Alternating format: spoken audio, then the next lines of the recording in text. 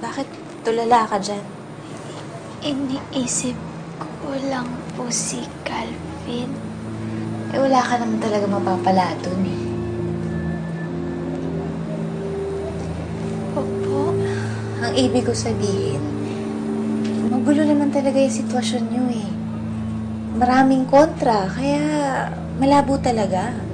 Tingnan mo nga, napalayas ka na. Nabugbog pa si Calvin dahil sa'yo. Kaya hindi talaga tama yung pagmamahalan ninyo. Tigil mo na yan. Angela, alam ko nasasaktan ka. Gusto mo ba mawala muna yung sakit na nararamdaman mo? Kahit sandali lang. Opo. Alam mo, ang gawin mo, ituon mo yung atensyon mo sa ibang bagay. Magpaka-busy ka. Halimbawa, dito sa bahay, maglinis ka. Diba? Yung parang useful ka. Halika. Dali! Turuan kita kung ano pwede mong gawin, ha? Ito, halika. Sunod ka sa akin. O, itong banyo. O, baka mo. O, yung banyo, lahat ng sulok, kuskusin mo. Ayan o, yung mga dumi-dumi sa gilid.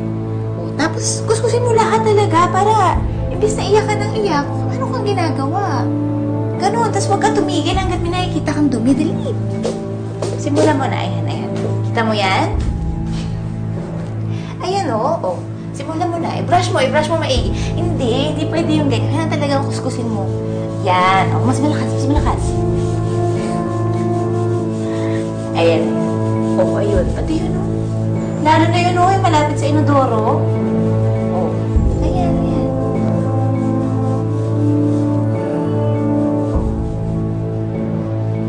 Diba? Huwag kang iiyak, Angela.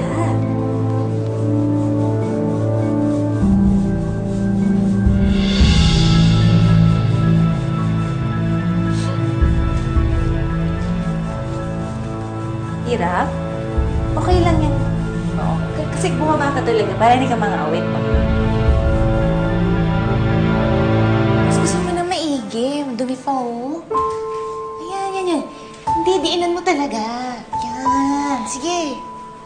Ayun pa, oh. Han? Tumayo ka na dyan.